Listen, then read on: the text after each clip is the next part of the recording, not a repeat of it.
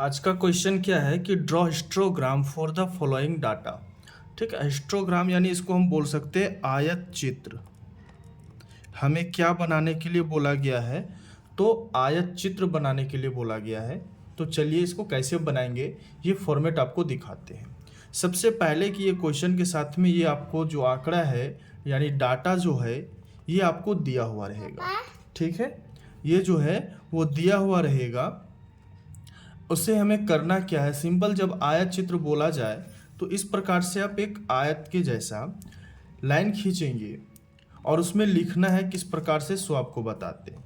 जो यहाँ सी आई और एफ यानी फ्रीक्वेंसी जो दिया रहेगा वो फ्रीक्वेंसी यानी एफ जो दिया रहेगा वो इस प्रकार से वाई का लाइन बनेगा और जो सी आई रहेगा वो आपका ये एक्स का लाइन बनेगा।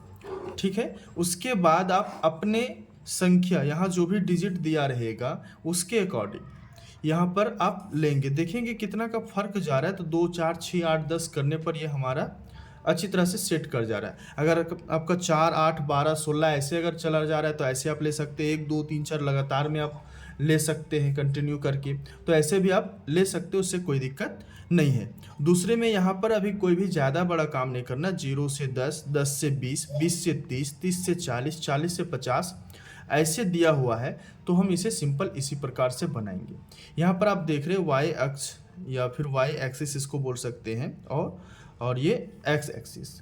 यहाँ पर जो हमने लिया वो चीज़ को यहाँ पे डिनोट कर दिए हैं कि एक्स एक्सिस जो है, ये जो एक्स एक्सिस जो है 1 सेंटीमीटर यानी यहाँ से यहाँ तक का 1 सेंटीमीटर, यहाँ से यहाँ तक का 1 सेंटीमीटर हम ये मान लिए हैं।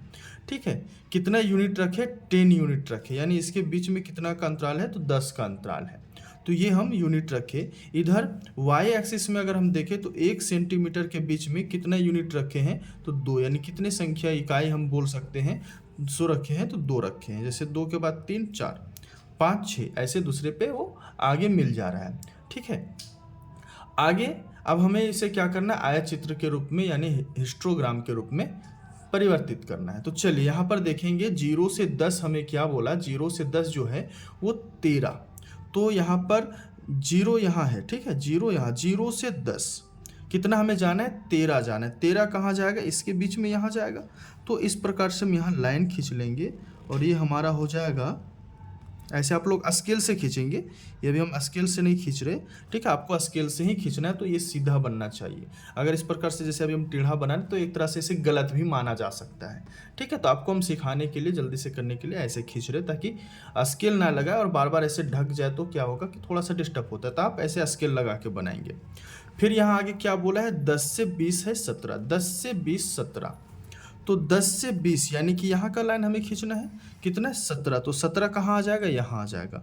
तो इस प्रकार से इसे भी हम डॉट कर लेंगे यहाँ पर और ये हमारा हो जाएगा 17 का लाइन। ऐसे आप लोग स्केल से मिलाएंगे तो क्या होगा कि आपका सही से लाइन मिलेगा।